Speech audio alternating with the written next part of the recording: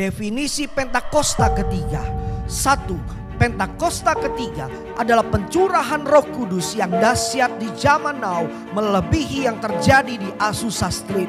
2. Pentakosta ketiga akan mengakibatkan penuaian jiwa yang terbesar dan yang terakhir sebelum Tuhan Yesus datang kembali. 3. Pentakosta ketiga akan membangkitkan generasi Yeremia, yaitu anak-anak muda yang dipenuhi Roh Kudus, cinta mati-matian kepada Tuhan Yesus, tidak kompromi terhadap dosa, dan akan bergerak untuk memenangkan jiwa. 4. Pentakosta ketiga lahir di Indonesia dan bergerak ke bangsa-bangsa. Gerakan ini dari timur ke barat dan akan kembali ke Yerusalem. 5. Pentakosta ketiga akan memberikan kuasa untuk menyelesaikan amanat agung, dan setelah itu Tuhan Yesus datang kembali.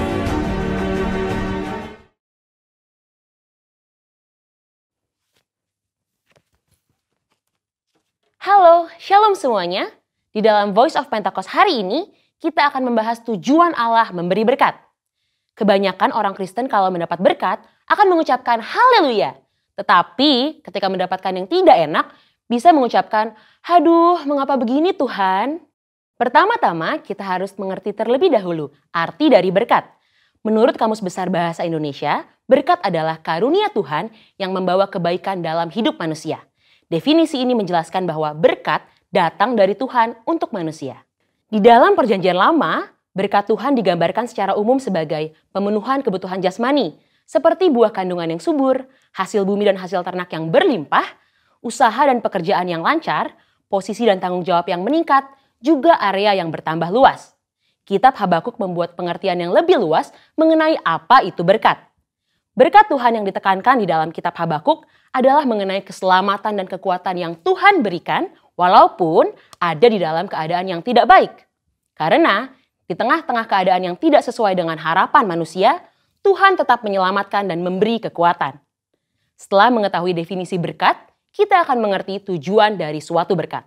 Yang pertama, berkat menyadarkan orang akan sang sumber berkat. Kita percaya Tuhan adalah satu-satunya pihak yang dapat membuat dan menciptakan berkat. Dan tidak ada satupun pihak lain yang dapat menciptakan berkat. Yakobus 1 ayat 17. Setiap pemberian yang baik dan setiap anugerah yang sempurna datangnya dari atas. Yang kedua, berkat membuktikan kedaulatan Tuhan. Sebagai sumber berkat, Tuhan adalah pihak yang dapat memutuskan dan menentukan kepada siapa berkat itu akan diberikan. Bilangan 23 ayat 20. Yang ketiga, berkat membuktikan pemeliharaan Tuhan. Tumbuhan dan hewan sebagai bahan makanan bagi manusia yang kita nikmati, dan hujan yang turun dari langit untuk memungkinkan hal tersebut tumbuh adalah hasil kemurahan Tuhan bagi pemeliharaan hidup seluruh umat manusia di muka bumi ini. Berkat menunjukkan dan membuktikan betapa baiknya Tuhan bagi umat manusia. Yang keempat, berkat Tuhanlah yang membedakan kehidupan orang benar dengan dunia. Hal yang membedakan antara orang yang bersungguh-sungguh beribadah kepada Tuhan dengan yang tidak adalah mereka akan menerima berkat kekuatan, pemeliharaan, dan keselamatan untuk mengatasi masalah. Maliaki 3 ayat 18, maka kamu akan melihat kembali perbedaan antara orang benar dan orang fasik, antara orang yang beribadah kepada Allah dan orang yang tidak beribadah kepadanya. Hal penting yang harus kita mengerti adalah, walaupun orang benar dapat menghadapi masalah, namun sikap orang benar dalam menghadapi masalah akan sangat berbeda dengan dunia. Hal ini karena Tuhan senantiasa memberi damai sejahtera dan kekuatan bagi orang-orang yang sungguh-sungguh beribadah kepadanya. Seperti yang tertulis di dalam Yohanes 14 ayat 27. Dan yang kelima, berkat Tuhan untuk menunjukkan kasih setia Tuhan. 2 Petrus 3 ayat 9 menulis, Tuhan tidak lalai menepati janjinya, sekalipun ada orang yang menganggapnya sebagai kelalaian, tetapi ia sabar terhadap kamu, karena ia menghendaki supaya jangan ada yang binasa, melainkan supaya semua orang berbalik dan bertobat. Kita yakin bahwa berkat dan pemeliharaan Tuhan membuktikan Ia adalah Allah yang setia, walaupun kita sebagai manusia terkadang tidak setia, namun Ia tidak pernah lalai menepati janji-janjinya. Yang keenam, berkat Tuhan menguji integritas kita. Mengutip kata-kata terkenal dari Robert Ingersoll, yaitu setiap manusia dapat tahan dalam keadaan yang tidak baik, namun hanya manusia hebat yang dapat bertahan di dalam kelimpahan. Kutipan ini menunjukkan bahwa hidup berkelimpahan atau penuh berkat terkadang dapat menjatuhkan seseorang. Namun, hanya orang yang memiliki integritas saja yang dapat tetap hidup benar di saat berkelimpahan. Integritas dapat membuat seseorang untuk dapat bersikap rendah hati dan memiliki empati terhadap lingkungan sekitarnya saat mengalami kelimpahan. Selain itu, orang yang mempunyai integritas dapat menjaga hidupnya tetap benar, walaupun ia memiliki segala kemampuan dan kesempatan untuk berbuat apapun tanpa batasan. Dan yang terpenting, orang yang berintegritas hatinya tetap dapat percaya dan melekat kepada Tuhan, serta menaruh harapannya kepada Tuhan, walaupun ia memiliki segala yang ia butuhkan dan inginkan. Mari saudara, kita terus percaya bahwa berkat Tuhan yang kita nikmati bukan hanya sekedar pemenuhan jasmani saja, namun kekuatan dan damai sejahtera yang kita rasakan itu juga merupakan berkat Tuhan yang kita terima.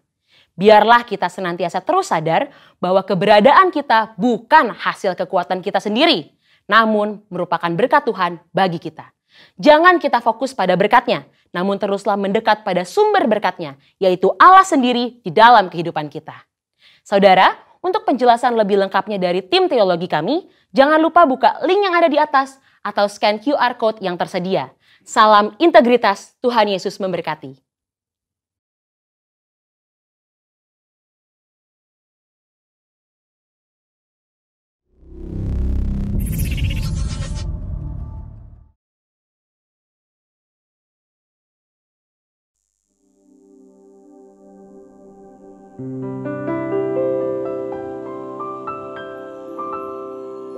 Haleluya, puji nama Tuhan. Shalom saudara, shalom. Saya percaya dimanapun saudara hari ini, semua kita diberkati Tuhan. Ada dalam penyertaan Tuhan saudara. Dan saya percaya kalau kita ada hari ini, semua karena anugerah berkat Tuhan yang melimpah dalam hidup kita. Mari bersama-sama kita berdoa untuk memulai ibadah online hari ini. Segala pujian, hormat, kemuliaan hanya layak bagi nama-Mu ya Tuhan. Oleh anugerah, oleh berkat kasih setia, kemurahan-Mu kami ada hari ini. Buat segala sesuatu yang Tuhan izinkan terjadi, kami tahu semua mendatangkan kebaikan. Sebab itu Tuhan hari ini, saat ini kami datang bersyukur kepadamu. Kami datang meninggikan nama-Mu ya Tuhan. Kami nantikan lawatan Tuhan di rumah-rumah. Kami berdoa saat kami memuji menyembah firman Tuhan disampaikan. Mujizat terjadi, kuasa-Mu dinyatakan ya Tuhan. Pribadi lepas pribadi, keluarga lepas keluarga, semua diberkati Tuhan. Terima kasih Bapa. Ibadah ini untuk kemuliaan bagi nama-Mu. Di dalam nama Tuhan Yesus yang siap bersorak-sorai memuji menyembah Tuhan. Sama-sama katakan amin. Kita berikan tepuk tangan bagi Tuhan Yesus. Haleluya, haleluya, haleluya. Mari bertepuk tangan sama-sama saudaraku.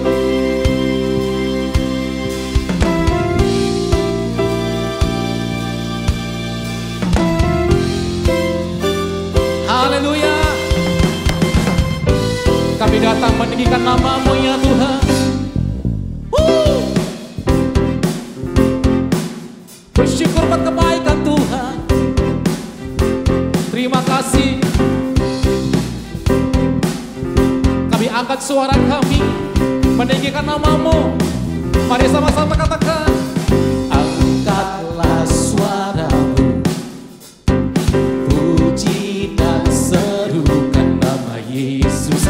Tanggalkan bebanmu, tak perlu khawatir, sebab Dia sanggup.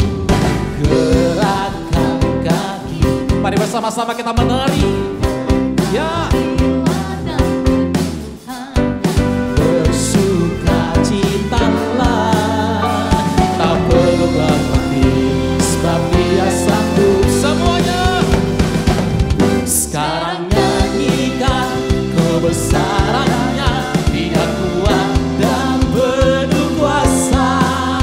Bersorak-sorai karena kasih-Nya telah datang melawan kita. Nyanyi bagi Dia. Haleluya. Kami angkat suara kami. Angkatlah suaramu, puji dan serukan nama Yesus. Tanggalkan bebanmu, tak perlu khawatir, sebab Dia sanggup. Gerakkan kakimu. Kita menari bersama-sama yuk. Di rumah-rumah saudara, menari buat Tuhan.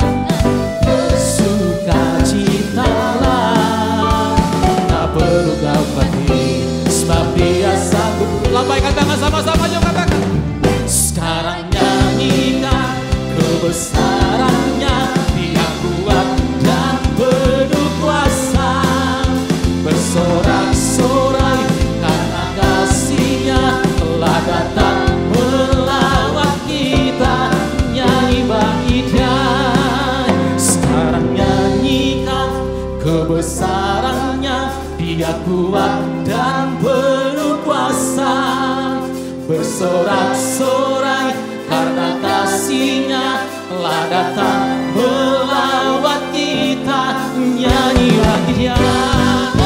Sekarang nyanyikan kebesarannya, Dia kuat dan penuh kuasa.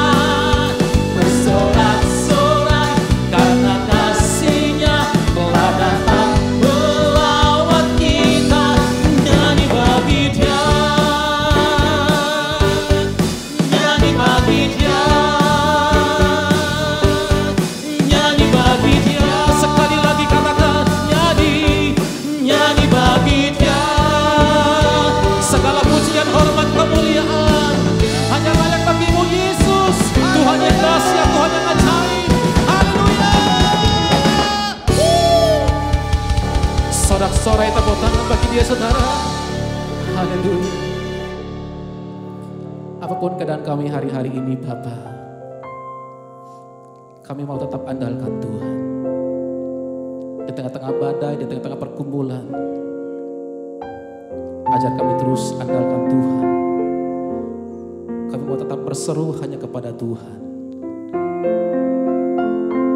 Dan kami akan terus mau taat dan setia mengasihi Tuhan lebih dari segalanya. Terima kasih Tuhan pertolongan kami. Terima kasih Tuhan Yesus.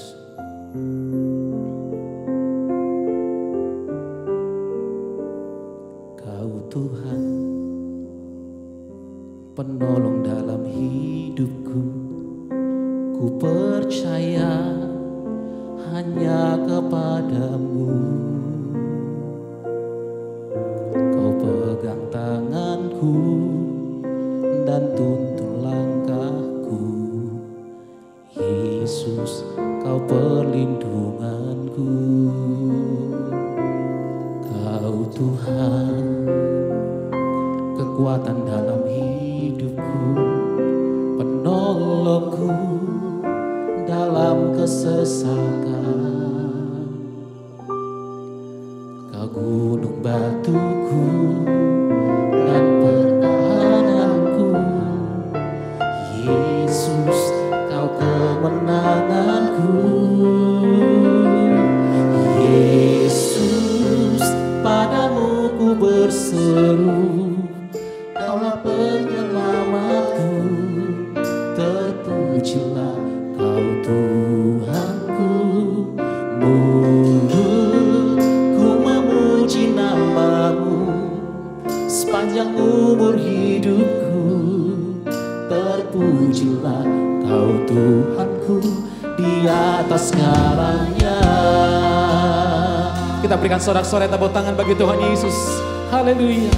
Kau Tuhan, kekuatan dalam hidupku, penolongku dalam kesesakan. Kau gunung batu bagi hidup kami. Makasih Tuhan Yesus. Dan pertahananku. Yesus, Kau kemenanganku. Mari angkat tangan sama-sama katakan, Yesus, padamu ku berseru, Kaulah penyelamatku. Terpujilah Kau Tuhanku. Mulutku memuji nama-Mu sepanjang umur hidupku. Terpujilah Kau Tuhanku di atas segalanya. Mari sembah Dia, saudara. Sembah Tuhan. Oh, kami sembah Tuhan Yesus, tempat perlindungan kami, sumber pertolongan dalam hidup kami, sumber mujizat bagi kami Tuhan. Oh,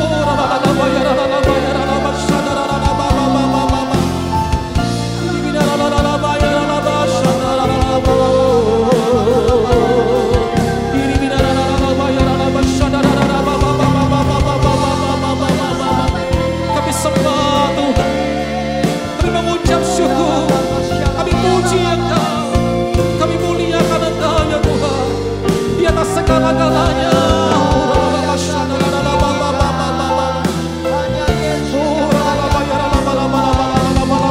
Di rumah-rumah hari ini terjadi mujizat. Di rumah-rumah ada kesembuhan, ada berkat dicurahkan bagi orang yang berseru hanya kepadamu. Angkat tanganmu, katakan, Yesus, padamu ku berseru, Kaulah penyelamatku, terpujilah Kau Tuhanku. Ku memuji nama-Mu sepanjang umur hidupku, terpujilah Kau Tuhanku di atas segalanya. Kau Tuhan kami, Kau Tuhanku di atas segalanya. Sambil angkat tangan sama-sama katakan, Kau Tuhanku di atas segalanya.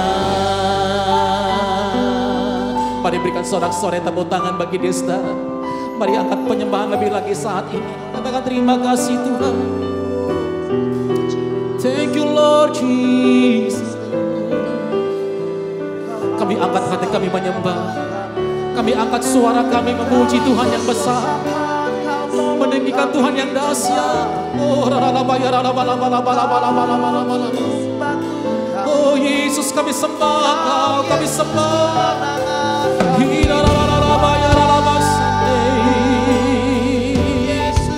worship Jesus. Oh,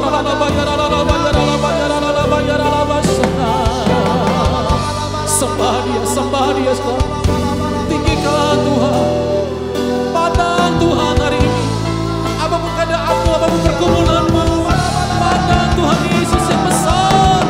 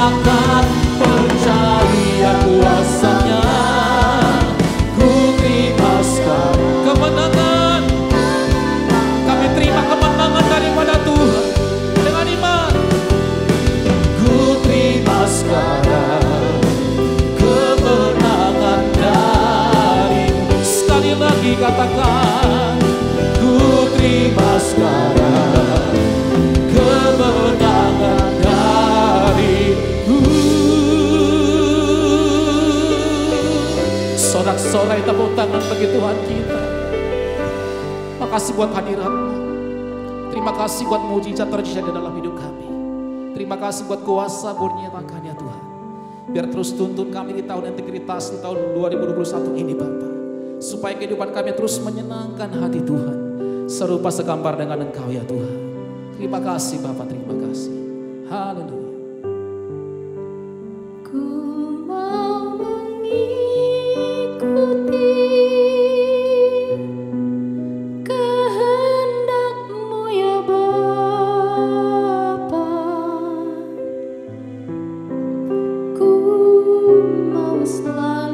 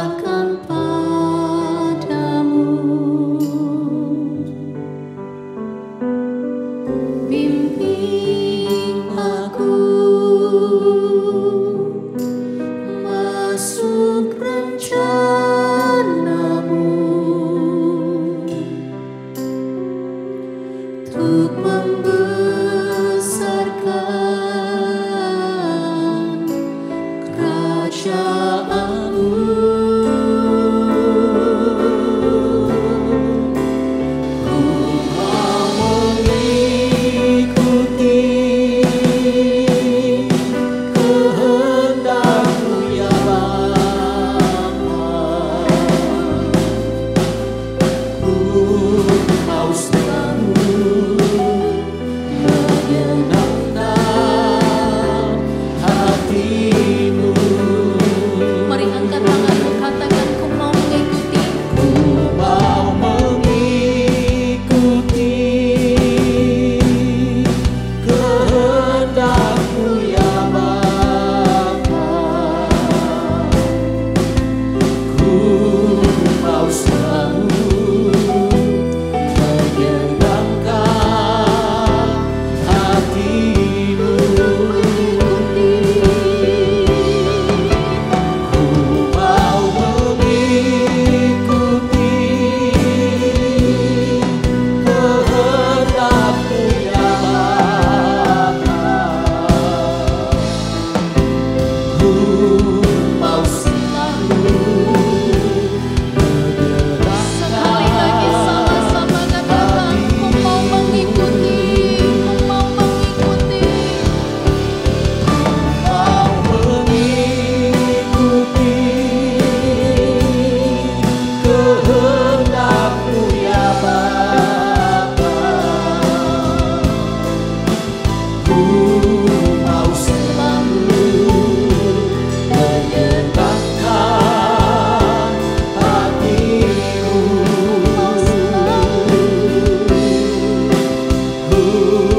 mau selalu menyenangkan hati-Mu. Ku mau selalu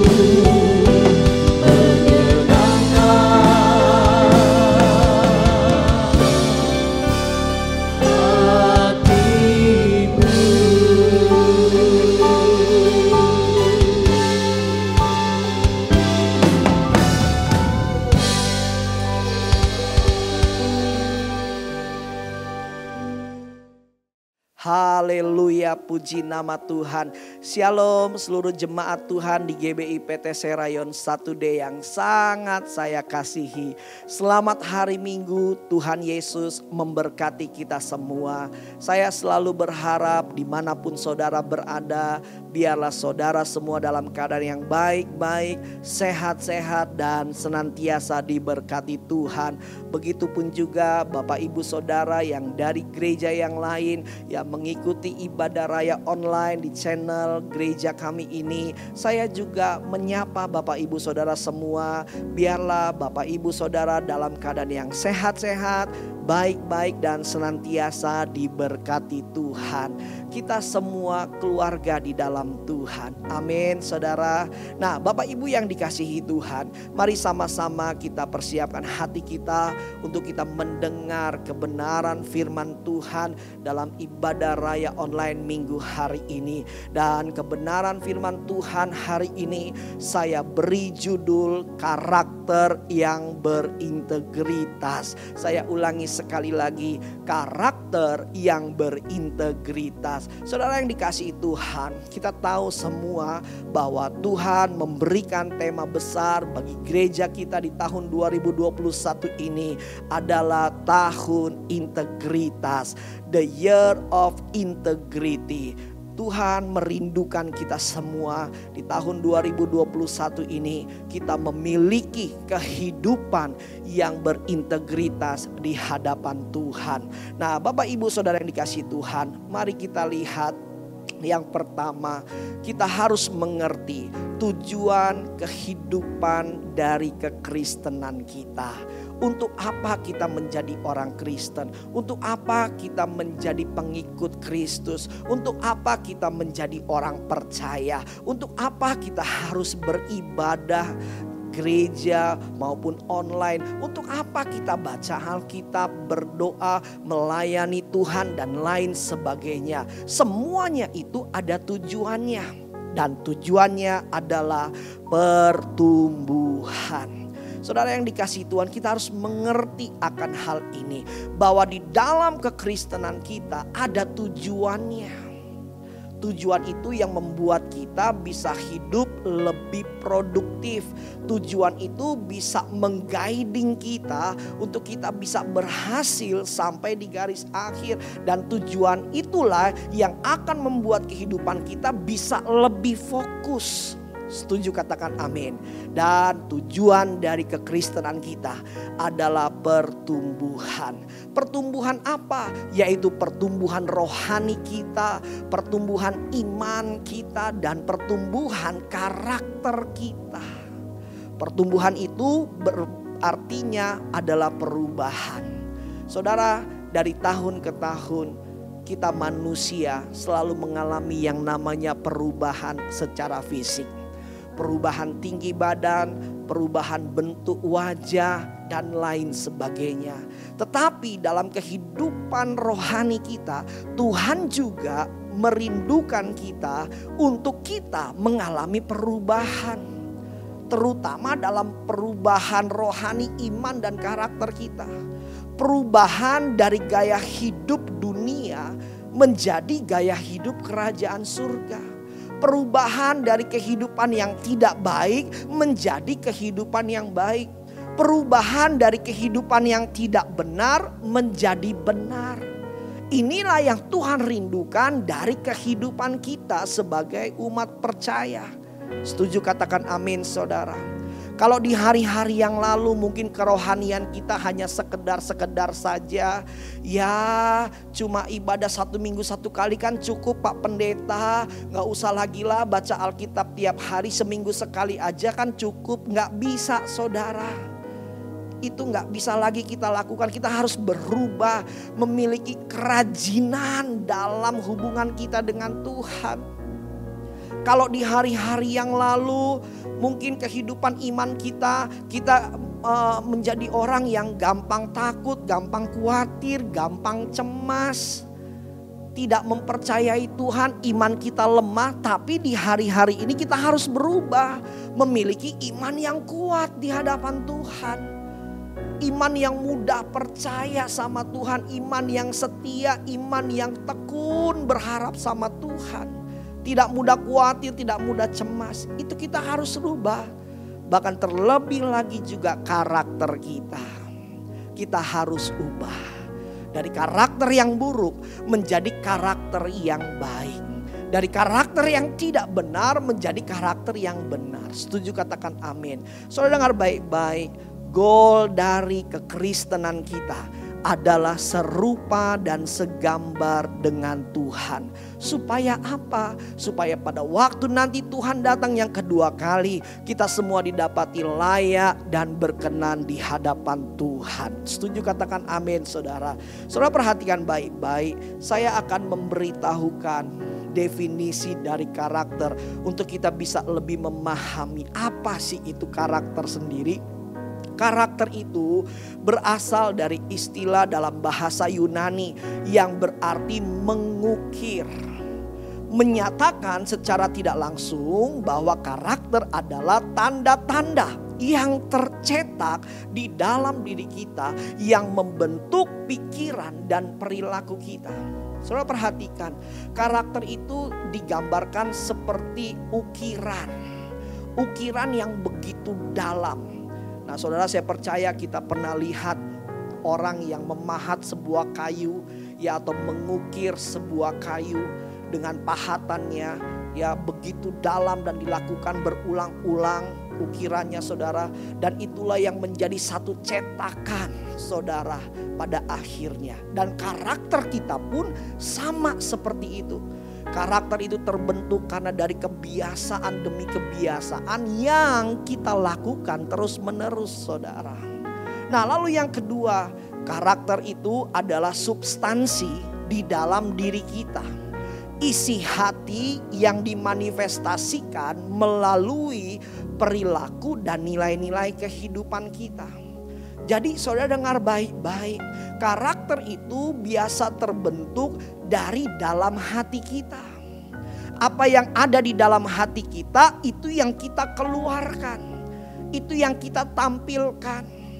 Kalau di dalam hati kita buruk, kalau di dalam hati kita jahat, maka yang dikeluarkan adalah yang buruk dan yang jahat.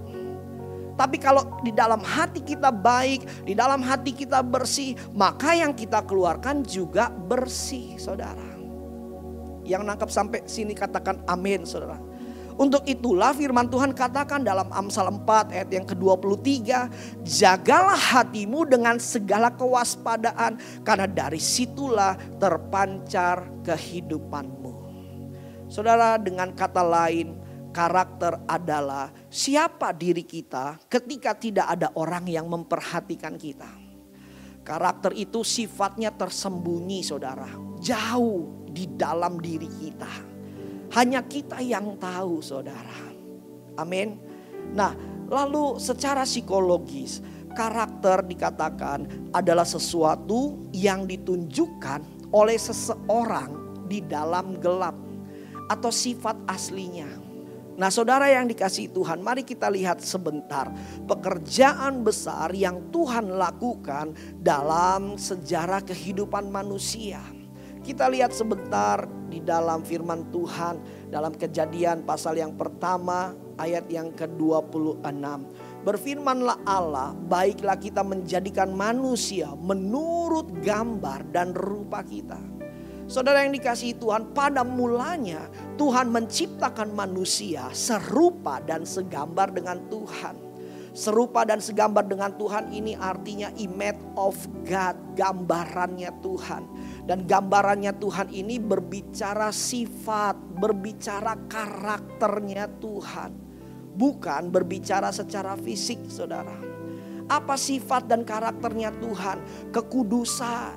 Apa sifat dan karakternya Tuhan? Kebenaran yang menghasilkan kemuliaan Tuhan dalam kehidupan manusia. Tetapi sayangnya kita tahu bahwa manusia yang pertama juga jatuh di dalam dosa. Sehingga dalam Roma pasal 3 ayat yang ke-23 dikatakan karena semua orang telah berbuat dosa dan telah kehilangan kemuliaan Allah.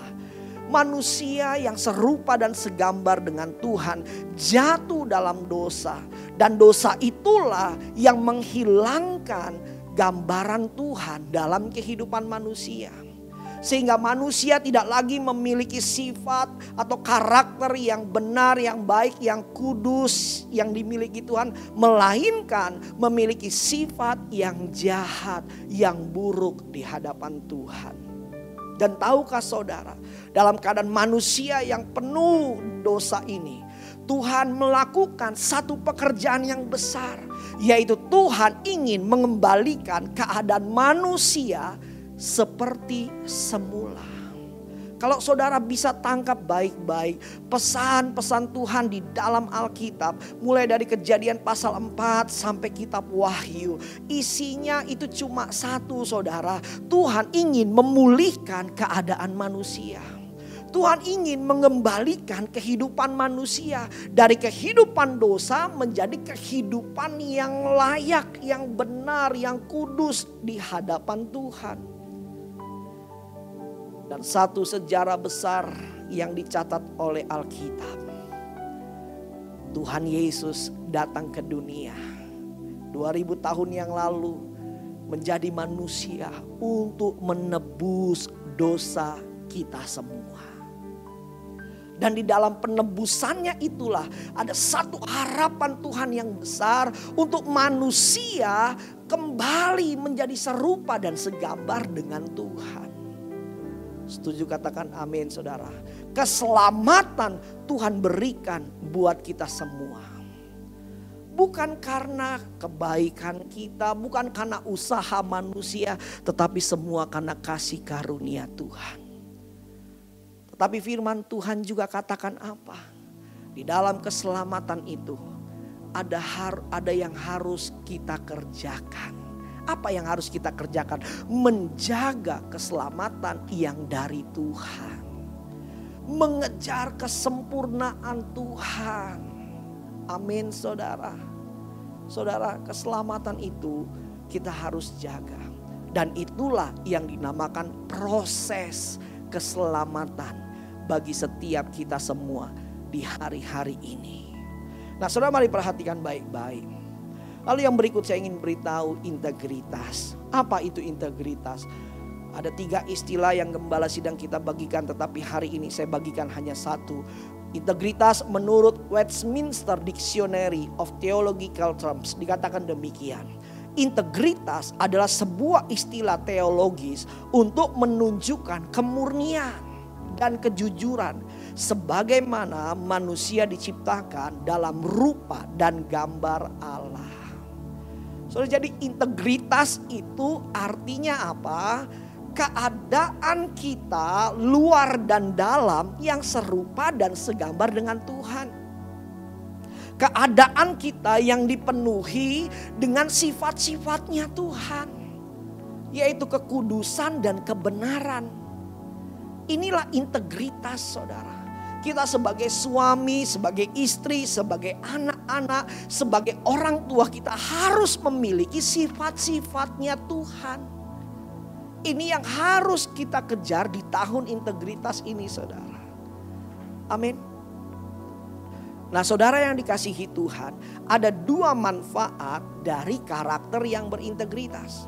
Dan manfaat inilah yang kita bisa dapatkan jika kehidupan kita sudah diubahkan. Kehidupan kita sudah dipenuhi dengan sifat-sifatnya Tuhan, karakter-karakternya Tuhan, karakter yang berintegritas di hadapan Tuhan. Manfaat yang pertama yaitu manfaat secara rohani. Maka kita akan didapati menjadi orang yang layak dan berkenan di hadapan Tuhan. Sehingga waktu Tuhan nanti datang yang kedua kali, kita semua diangkat oleh Tuhan. Amin, saudara. Lalu manfaat rohani yang kedua, karakter yang berintegritas akan membawa kita masuk dalam kerajaan surganya Tuhan. Saudara yang dikasihi Tuhan, di surga itu ada aturan-aturan. Aturannya siapa? Aturannya Tuhan. Di surga itu ada kebiasaan-kebiasaan. Kebiasaannya siapa? Yaitu kebiasaannya Tuhan. Amin, saudara. Sang pemilik surga. Dan untuk itulah kita harus hidup sesuai dengan aturan dan kebiasaannya Tuhan. Saya ambil contoh gambaran dalam kehidupan kita sehari-hari. Ambil contoh kalau saya ingin menginap, tinggal di rumah teman saya. Mungkin dalam jangka waktu yang lama. Nah, saya percaya di rumah teman saya yang akan saya tinggali itu pasti ada aturan-aturan dan ada kebiasaan-kebiasaan yang harus saya ikuti. Betul, saudara? Nah, kalau saya nggak bisa ikuti, apa yang terjadi? Satu, saya pasti nggak betah. Saya pasti nggak nyaman. Yang kedua, orang yang punya rumah juga nggak nyaman kalau saya tinggal di sana. Kenapa? Karena bertolak belakang kebiasaan-kebiasaannya. Nah, saudara, di surga pun demikian. Kita nggak akan bisa betah di surga, kita nggak akan bisa nyambung di surga kalau kita punya kebiasaan sendiri. Kita punya aturan sendiri, saudara. Sampai sini yang mengerti katakan amin. Berapa banyak yang mau masuk surga? Angkat tangan. Semua mau masuk surga. Untuk itu kita harus biasakan hidup sesuai dengan aturan-aturannya Tuhan. Hidup sesuai dengan kebiasaan-kebiasaannya Tuhan. Dan di bumi inilah selama kita hidup, kesempatan untuk kita berubah. Kebiasaan-kebiasaan kita, karakter-karakternya kita. Sampai sini yang setuju katakan amin. Nah, saudara perhatikan baik-baik. Lalu manfaat yang kedua. Kalau tadi secara rohani, yang sekarang secara dunia atau secara jasmani. Ketika kita memiliki karakter yang berintegritas, maka kita akan didapatkan menjadi orang yang dapat dipercaya. Disukai orang, dihormati. Bahkan kita dipercayakan perkara-perkara besar atau promosi-promosi. Bahkan kita memiliki hidup yang diberkati. Dan yang berikutnya, manfaatnya ada ketenangan dalam jiwa kita, dalam kehidupan kita. Sampai sini yang mengerti katakan amin, saudara. Amin. Saudara, ada istilah, perhatikan baik-baik. Keahlian itu membuat kita bisa diterima oleh orang lain. Tetapi karakterlah yang membuat kita dipertahankan dan dipromosikan. Dalam kehidupan sehari-hari ada banyak orang yang dia tidak memiliki keahlian yang mumpuni. Dia tidak memiliki keahlian yang besar, tetapi karakternya baik. Karakternya nurut, karakternya taat, karakternya sopan. Sehingga apa? Orang ini dipertahankan dalam pekerjaannya. Beberapa minggu yang lalu ada satu kesaksian dari seorang anak muda. Dia seorang karyawan di sebuah pabrik di daerah Bogor. Dan dia bercerita. Dia katakan, aduh Pak, di pabrik-pabrik sekitaran saya termasuk pabrik saya. Itu dalam masa pandemi ini banyak dilakukan pengurangan karyawan termasuk di pabrik saya. Tapi Pak, puji Tuhan Pak, berulang kali ada PHK, saya selalu lolos dan saya selalu dipertahankan. Dan lalu anak ini bercerita, Pak, karena saya menyadari saya tidak punya kehebatan, keahlian, tapi saya selalu nurut sama atasan saya. Saya selalu ngikutin apa yang atasan saya perintahkan Pak. Dan saya selalu rajin kerja, bertanggung jawab, tekun sungguh-sungguh Pak. Dan saya katakan, inilah yang membuat kamu dipertahankan. Karakter. Amin saudara. Kalau kita punya karakter yang baik, kita akan disukai oleh banyak orang. Amin, kita akan dihormati. Kita akan dipercayakan perkara-perkara yang besar. Untuk itu ayo kita rubah karakter kita. Terutama juga dalam hal kejujuran, saudara. Sama-sama katakan jujur. Orang jujur dapat dipercaya. Dan orang yang dapat dipercaya, dialah yang akan diberkati Tuhan berlimpah-limpah. Amin. Nah saudara yang dikasihi Tuhan, mari kita lihat sekarang. Karakter dan integritas itu berbicara sebuah proses. Tidak terjadi secara instan. Nah kita lihat bagaimana terjadi pembentukan karakter dalam kehidupan manusia. Yang pertama dimulai dari hati dan pikiran kita. Kemudian naik menjadi keinginan. Dan keinginan itu diikuti dengan tindakan. Dan tindakan di sini dilakukannya berulang-ulang kali. Sehingga menghasilkan sebuah kebiasaan. Dan kebiasaan itu akan menghasilkan gaya hidup. Dan inilah yang disebut dengan karakter saudara. Nah kita lihat secara konkret pembentukan karakter itu sendiri. Yang pertama itu dimulai dari yang namanya moral knowing. Pengetahuan secara moral. Yaitu sesuatu yang kita tangkap melalui objek atau panca indera kita. Mata maupun telinga kita saudara. Dan ini yang masuk ke dalam otak kita atau pikiran kita. Dan ini juga berbicara pelajaran moral yang kita tangkap dari lingkungan sekitar kita, komunitas kita atau pergaulan kita. Kalau kita bergaul di tengah-tengah komunitas yang semuanya memiliki karakter yang buruk, moral-moral yang buruk, dan itu setiap hari kita lihat, kita dengar, dan itulah yang lama-kelamaan akan membentuk kebiasaan hidup kita. Untuk itu Alkitab ingatkan kita, jagalah pergaulan. Pergaulan yang buruk merusak kebiasaan-kebiasaan yang baik, saudara. Sampai sini yang mengerti katakan amin. Ada banyak orang yang sebenarnya dia memiliki kehidupan yang baik. Tetapi karena dia berada di pergaulan yang tidak baik, maka dia bisa berubah menjadi orang yang tidak baik saudara. Amin. Nah semua dimulai kenapa? Karena moral knowingnya salah. Amin.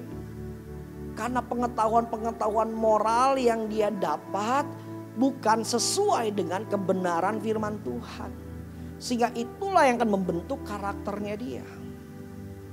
Tetapi sebaliknya, kalau kita hidup di dalam komunitas rohani, komunitas yang selalu menampilkan moral-moral pengetahuan kebenaran firman Tuhan, dan itu yang kita lihat, itu yang kita dengar, maka itu akan membentuk karakter yang berintegritas. Karakter yang benar di hadapan Tuhan. Amin saudara. Nah lalu yang kedua moral feeling. Moral feeling itu berbicara proses di dalam jiwa. Di dalam pikiran kita. perasaan untuk mengambil keputusan, saudara. Setelah apa yang tadi kita tangkap di tengah-tengah pergaulan kita, lingkungan kita, itu akan diproses tuh dalam jiwa kita, pikiran kita. Itu akan terjadi pertempuran. Ini benar apa tidak ya? Ini salah atau tidak ya? Nah, kalau iman kita tidak kuat, kalau kita tidak dipenuhi dengan firman Tuhan, maka kita akan jadi orang yang kompromi dengan karakter-karakter dunia, saudara. Amin. Lalu yang terakhir, moral action, yaitu tindakan.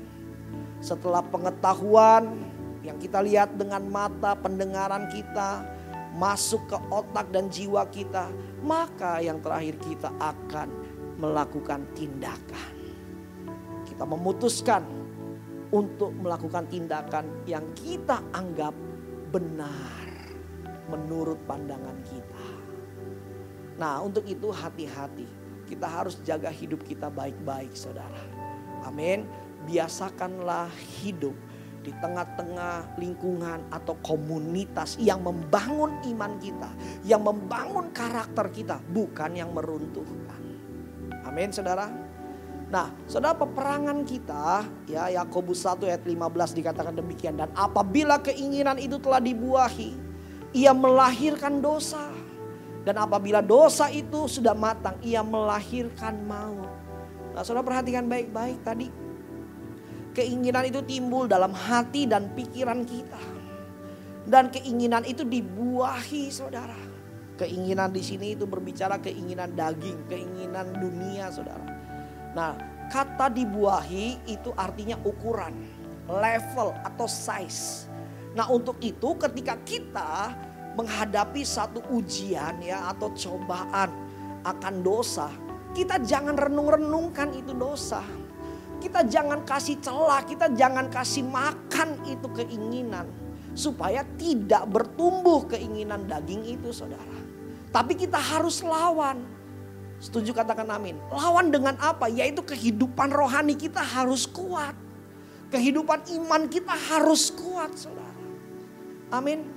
Jangan dibuah-buahi, jangan disayang-sayangi itu pikiran ingin berbuat dosa. Kita harus lawan, sama-sama katakan lawan. Amin, saudara. Nah, terjemahan New King James-nya dikatakan demikian. Then when desire has conceived, it give birth to sin. And sin when it is full ground brings forth death.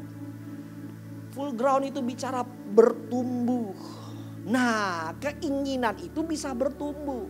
Sekarang masalahnya, keinginan yang seperti apa yang bertumbuh dalam hidup kita? Apakah keinginan dosa, keinginan daging, atau keinginan hidup kudus? Untuk itulah kita harus tekankan dalam kehidupan kita bahwa pertumbuhan keinginan hidup kudus itu yang harus kita kejar. Jangan kita biarkan keinginan berbuat dosa itu bertumbuh. Tapi biarkanlah kehidupan pertumbuhan hidup kudus itu yang bertumbuh dalam hidup kita, saudara. Amin. Yakobus 1 ayat 15 dalam terjemahan sehari-hari dikatakan, kemudian kalau keinginan yang jahat itu dituruti, maka lahirlah dosa. Dan kalau dosa sudah matang, maka akibatnya ialah kematian. Makanya keinginan, sama-sama katakan keinginan. Keinginan yang jahat jangan diikuti, jangan dituruti, tapi harus dilawan. Amin. Amin, saudara. Untuk itulah pentingnya yang namanya pertumbuhan rohani dalam hidup kita. Saudara perhatian baik-baik. Kita lihat pentingnya pertumbuhan rohani dalam kehidupan kita. Yang pertama, kita harus sadar akan keadaan diri kita. Sama-sama katakan sadar. Sadar itu artinya begini loh. Kita tahu kalau kita ini orang lemah. Kita tahu kita ini orang yang gak berdaya. Kita tahu kita ini orang yang gampang jatuh dalam dosa. Kalau kita udah tahu kita orang yang gampang jatuh dalam dosa, berarti kita harus jaga pergaulan kita, kehidupan kita. Amin. Kita jangan coba-coba masuk dalam lingkungan dosa. Kalau kita sadar akan kekuatan kita nggak bisa melawan dosa. Itu berarti kita harus harus setiap saat melibatkan Tuhan dalam hidup kita. Melibatkan kekuatan Tuhan dalam hidup kita. Caranya gimana? Doa setiap hari, punya saat teduh pribadi. Muji nyembah Tuhan. Baca Alkitab setiap hari, gak boleh bolong. Amin saudara. Saya punya istilah tuh gini. Hidup ini kan peperangan. Termasuk dosa kan kita peperangan nih saudara. Kalau saya gak baca Alkitab 1 hari, saya kalah 1-0 sama iblis. Kalau saya gak baca Alkitab 2 hari, saya kalah 2-0. Kalau saya gak baca Alkitab seminggu, saya kalah 7-0 saudara. Kalau saya gak baca Alkitab 1 bulan, wah. Hidup saya, rohani saya sakit, jiwa saya sakit. Gak baca Alkitab 3 bulan, waduh. Innalillahi deh itu kehidupan rohani kita. Sampai sini yang mengerti katakan amin saudara. Amin. Makanya penting harus baca Alkitab setiap hari. Supaya Tuhan yang menguatkan kita untuk kita bisa melawan dosa. Yang kedua, bertumbuh itu harus disengaja. Artinya apa? Ada niat. Katakan sama-sama ada niat. Ada usaha, ada kerja keras. Terus kejar Tuhan saudara. Ya, yang ketiga kita harus libatkan Tuhan tadi. Intim dengan Tuhan. Yang keempat, kita harus punya komunitas rohani. Amin. Cool, itu penting buat pertumbuhan rohani kita. Yang kelima, kita harus bisa menciptakan aturan-aturan rohani, latih diri kita. Ya, ada aturan-aturan dalam kehidupan kita. Yang keenam, kita harus latihan. Sama-sama katakan latihan. Gagal, bangkit lagi, jatuh, bangun lagi, terus latihan otot rohani kita. Amin. Dan yang terakhir, kita harus punya tekad yang kuat. Sama-sama katakan tekad yang kuat. Artinya apa? Ada satu perjuangan yang kita kejar setiap hari. Amin. Itu tekad yang kuat. Tidak mudah menyerah. Bangkit terus. Sampai kapan Pak? Sampai kita serupa dan segambar dengan Tuhan. Amin. Yohanes 15 ayat yang kelima. Akulah pokok anggur dan kamulah ranting-rantingnya. Barang siapa tinggal di dalam aku dan aku di dalam dia, ia berbuah banyak. Sebab di luar aku kamu tidak dapat berbuat apa-apa. Saudara yang dikasihi Tuhan. Tanpa melibatkan Tuhan, kita tidak akan memiliki karakter yang berintegritas. Tanpa kehidupan intim dengan Tuhan, kita tidak akan bisa memiliki integritas. Tanpa baca firman, tanpa doa, tanpa muji nyembah Tuhan, tanpa ibadah, kita mustahil untuk memiliki integritas. Tapi kalau sebaliknya, kita hidup intim dengan Tuhan, kita libatkan Tuhan, haus dan lapar akan Tuhan, maka kita akan didapati menjadi orang-orang yang bisa memiliki integritas di hadapan Tuhan, saudara. Amin. Yang terakhir, saya mau tutup. Kita mau sama-sama mengambil komitmen. Sama-sama katakan mengambil komitmen. Yang pertama saya mau ajak seluruh jemaat yang ada. Termasuk saya sendiri. Saya juga belum sempurna. Saya mau ajak kita semua. Ya, kita mau buat list di tahun ini. Kita buat list karakter atau kebiasaan buruk apa yang kita masih miliki dalam hidup kita. Yang kedua, kita bawa dalam doa. Kita minta Tuhan tolong saya. Saya masih memiliki kebiasaan buruk yang seperti ini. Karakter yang seperti Tuhan mampukan saya. Tolong saya Tuhan, di tahun ini saya bisa meninggalkan itu semua. Melepaskan itu semua dan menggantikannya dengan karakter Tuhan. Amin. Lalu yang ketiga, kita dalam prakteknya kita coba ganti kebiasaan-kebiasaan yang buruk, karakter-karakter yang buruk, kita ganti dengan kebiasaan yang menyenangkan. Yang kita anggap senang saudara. Amin. Contoh kalau misalkan ya kita punya kebiasaan berbohong, menipu ya, atau mungkin misalkan main judi misalkan ya. Coba kita cari deh kesenangan kita yang lain. Ya selain main judi tapi yang kita anggap senang tapi yang sifatnya positif, itu yang harus kita lakukan. Amin saudara. Dan lama kelamaan akan bisa. Ada istilah dalam kedokteran. Segala sesuatu ya yang kita lakukan secara rutin selama 21 hari itu akan membentuk kebiasaan. Nah, coba kita latihan. Lakukan kebiasaan baik selama 21 hari. Maka itu akan jadi kebiasaan. Bahkan ditambah lagi ya untuk penyesuaian dari sesuatu yang buruk ke sesuatu yang baik. Itu terkadang butuh waktu 90 hari atau 3 bulan. Makanya dalam dunia pekerjaan ada yang namanya masa percobaan 3 bulan. Kenapa? Karena biasa 3 bulan itu orang-orang sudah mulai terbiasa dengan kebiasaan yang baru. Ayo kita coba lakukan. Amin saudara. Dan yang terakhir, jangan menyerah. Sama-sama katakan, jangan menyerah. Amin. Tundukkan kepala kita. Oralaba syandalaba takaralaba syandalaba takaralaba. Oralaba siriri. Terima kasih untuk kebenaran firman-Mu Tuhan. Kau mengingatkan kami untuk kami memiliki karakter yang berintegritas di hadapan Tuhan. Tuhan jujur.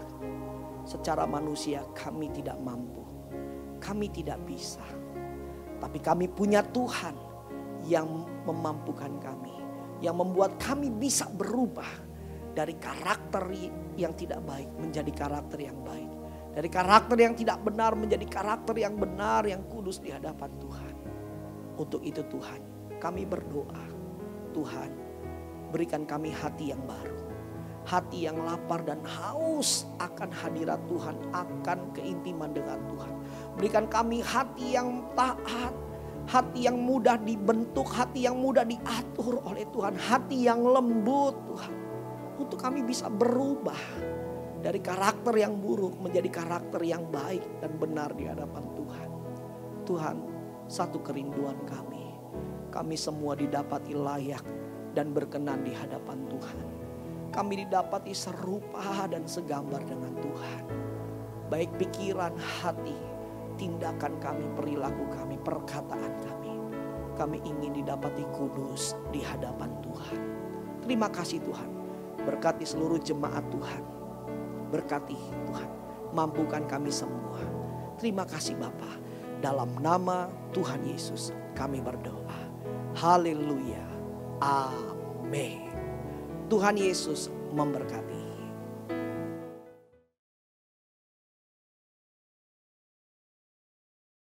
Mazmur 91 ayat 1 sampai 16.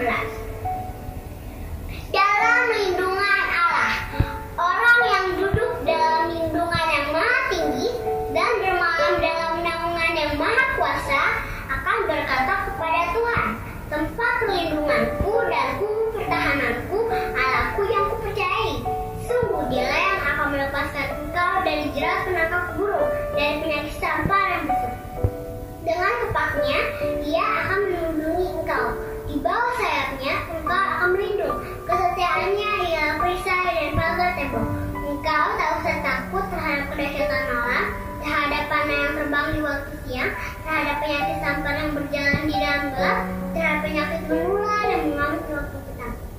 Walau 1000 orang rebah di sisimu dan 10.000 di sebelah kananmu, tetapi itu tidak akan menimpa kamu. Engkau hanya menontonnya dengan matamu sendiri dan melihat pembalasan terhadap orang-orang fasik. Sebab Tuhan ialah tempat perlindunganku, yang maha tinggi telah kau buat tempat perteduhanmu. Malapetaka tidak akan menimpa kamu dan ular tidak akan mendekat kepada kemahmu. Sebab malaikat-malaikatnya akan diperintahkannya kepadamu untuk menjaga engkau di segala jalanmu. Mereka akan menentang engkau di atas tangannya supaya kakimu jangan terjatuh kepada batu. Singa dan ular betelung akan kau langkahi. Engkau akan menginjak anak singa dan ular naga. Sungguh hatinya melekat kepadaku, maka aku akan meluputkannya. Aku akan membentenginya sebab ia mengenal namaku. Bila ia berseru kepadaku, aku akan menjawab. Aku akan menyertai dia dalam kesusahan. katakan, aku akan meluputkannya dan memuliakannya.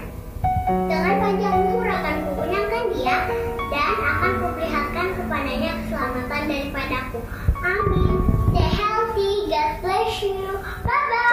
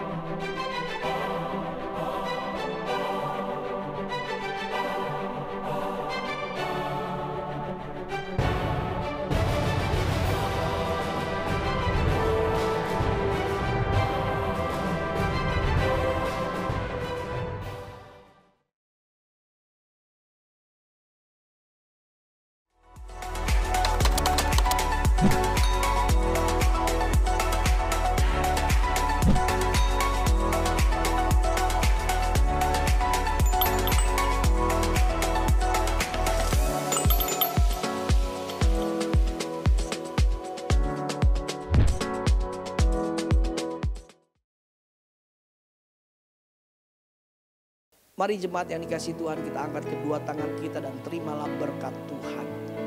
Kiranya kasih karunia, sukacita, damai, sejahtera yang berlimpah-limpah yang berasal dari Bapa di surga melalui putranya yang tunggal Tuhan Yesus Kristus, serta persekutuan yang manis dengan Roh Kudus turun atas kita semua, memberikan kemenangan, keberhasilan, kekuatan, kesehatan yang sempurna. Mulai hari ini sampai Maranatha, Tuhan Yesus datang kedua kali menjemput kita semua di awan-awan yang permai, bahkan sampai selama-lamanya. Kita yang diberkati Tuhan, sama-sama katakan amin. Aku rumah doamu bagi keselamatan bangsaku.